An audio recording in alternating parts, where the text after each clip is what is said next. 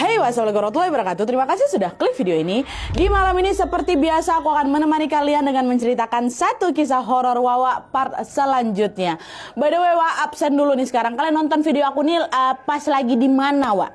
Mungkin lagi di rumah sambil rebahan, di kantor sambil lembur, atau mungkin ada yang lagi sambil perjalanan dinas keluar kota. Kalau iya, Wak, kisah ini tuh bakal kerasa relate sekali untuk kalian semua.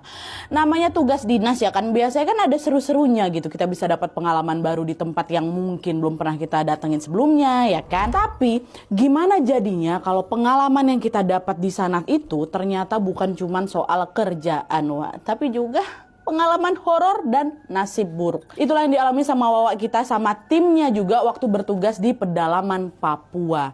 Di bulan terakhir sebelum pulang, berbagai keanehan tiba-tiba terjadi. Mulai dari foto aneh yang kelihatan macam terbelah oleh cahaya, mimpi janggal dari tetua adat, sampai tragedi kelam yang menimpa salah satu anggota timnya. Tragedi apa itu? Tanpa berlama-lama kita langsung masuk aja ke ceritanya ya.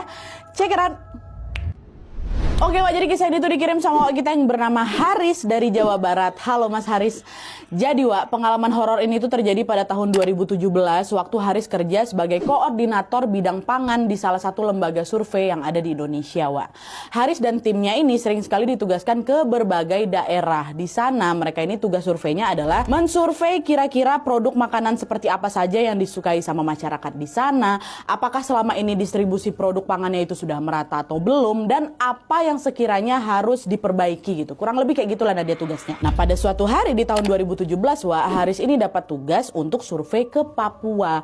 Yang ikut rame, Wak, ada sekitar 60 orang. Terus dari 60 orang ini dibagilah jadi 4 tim. Karena nantinya mereka akan survei ke 4 lokasi yang berbeda di Papua itu. Nah, Haris tergabung di tim nomor 4 dengan total 15 anggota. Ini aku sebutin nama-nama yang bakal muncul di cerita aja, Wak, ya, dari 15 ini.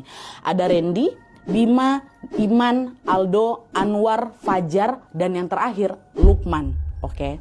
Nah, tim 4 ini, Wak, ditugaskan ke daerah yang paling jauh dan paling terpencil. Ini kita sebut aja lah namanya ini Kabupaten X ya.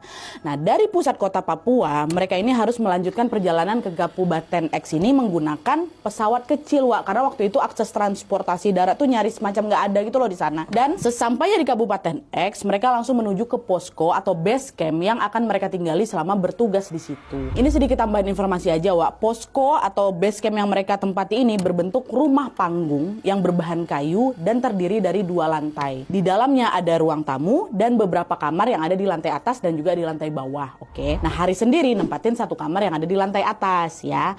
Nah, rencananya mereka itu akan stay di tempat itu selama 4 bulan. Memang cukup